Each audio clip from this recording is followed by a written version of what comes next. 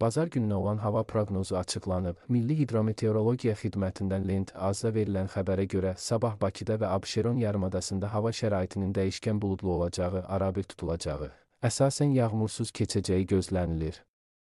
Lakin səhər bəzi yerlərdə qısa müddətli az yağış yağacağı, şimşək çaxacağı ehtimalı var. Mülayim cənub-qərb küləyi əsəcək. Havanın temperaturu gecə 14-16 isti, gündüz 21-26 isti olacaq. Atmosfer təzyiqi 763 mm civə sütunundan 759 mm civə sütununa enəcək.